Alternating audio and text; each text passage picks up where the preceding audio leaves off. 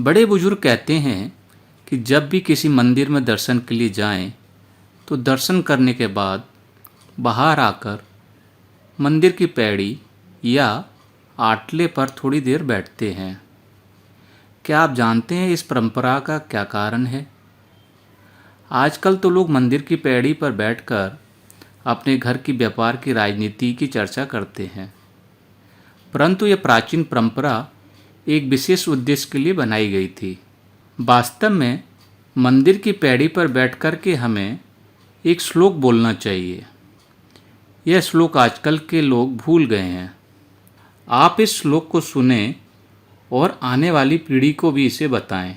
यह श्लोक इस प्रकार है। अनायासेन मरणम बिना देनेन जीवनम देहांत तव सानिध्यम तेहि में परमेश्वरम।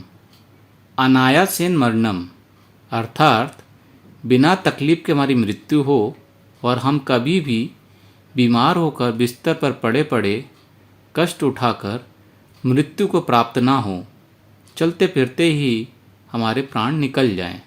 बिना देनेन जीवनम अर्थात परवस्था का जीवन ना हो, मतलब हमें कभी किसी के सहारे ना पड़े रहना पड़े।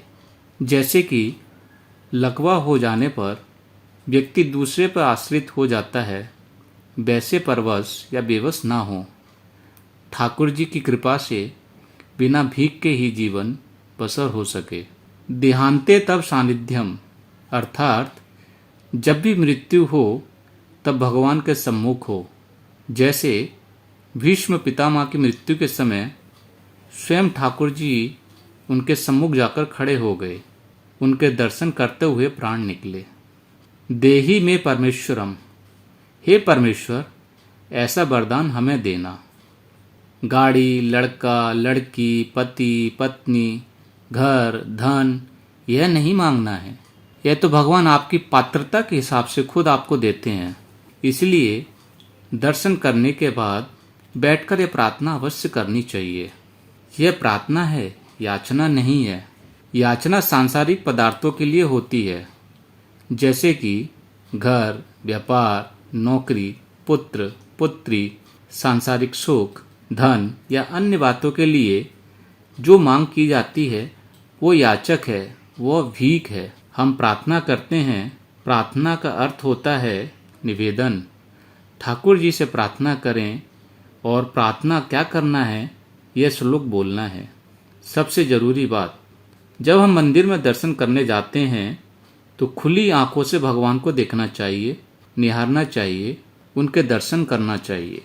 कुछ लोग वहाँ आंखें बंद करके खड़े रहते हैं। आंखें बंद क्यों करना? हम तो दर्शन करने आए हैं भगवान के स्वरूप का, श्री चरणों का, मुखारविंद का, श्रृंगार का संपूर्ण आनंद लें। आंखों में भर लें स्वरूप को, दर्शन करें और दर्शन के बाद जब बाहर आकर बैठें तब नेत्र बंद करके जो दर्शन किए हैं उस स्वरूप का ध्यान करें। मंदिर में नेत्र नहीं बंद करना। बाहर आने के बाद पैड़ी पर बैठकर जब ठाकुर जी का ध्यान करें तब नेत्र बंद करें, और अगर ठाकुर जी का स्वरूप ध्यान में नहीं आए तो दोबारा मंदिर में जाएं और भगवान का दर्शन करें। नेत्रों को बंद करने के पश्चात उपरोक्त श्लोक का पाठ करें।